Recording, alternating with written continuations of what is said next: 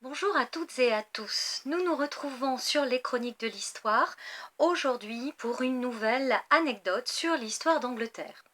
Alors vous le savez, au cours des 15e et 16e siècles, quatre puissances européennes s'engagent dans l'exploration des océans. Le Portugal tout d'abord, l'Espagne ensuite, l'Angleterre et la France. Ce n'est pas le Nouveau Monde qui fut découvert, ce sont les Nouveaux Mondes.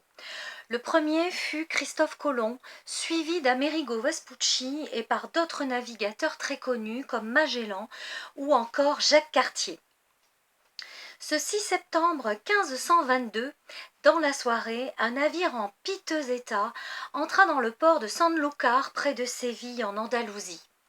C'était le Victoria qui avait quitté le même port 3 ans plus tôt avec 4 autres navires qu'on appelait à l'époque des caraques ou des caravelles.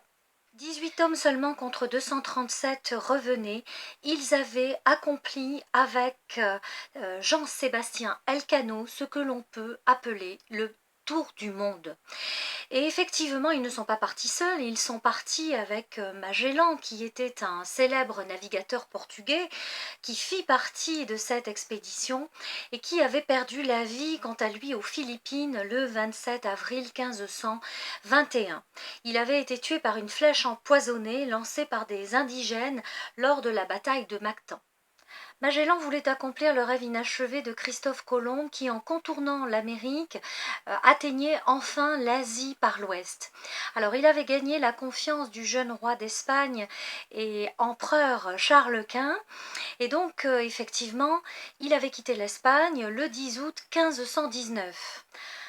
À Noël, ses navires et lui étaient à Rio de Janeiro.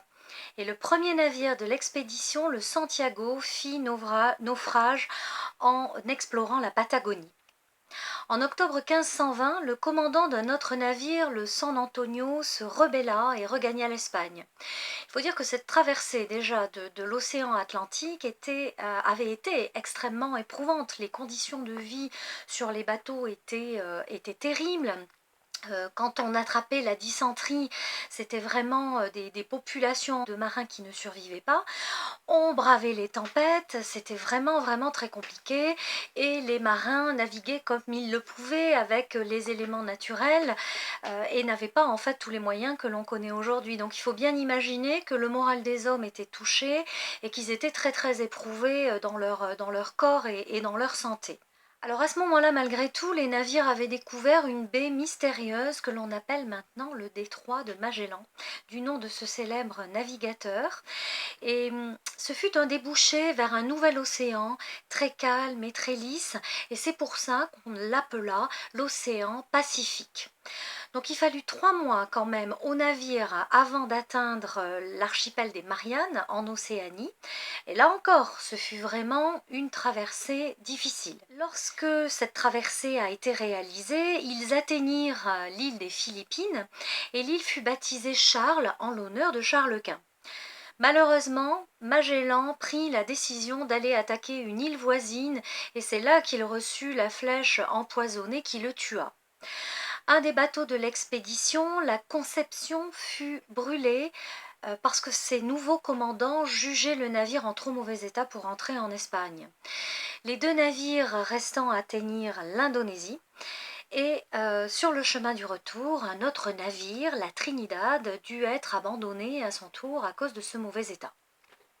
Il ne restait donc que le Victoria avec Jean-Sébastien Elcano qui en prit le commandement et qui rentra en Espagne avec 18 hommes à bord seulement contre les 237 qui s'étaient engagés au départ. Donc effectivement, dans ce bateau, on avait ramené quelques épices qui provenaient de ces pays rencontrés.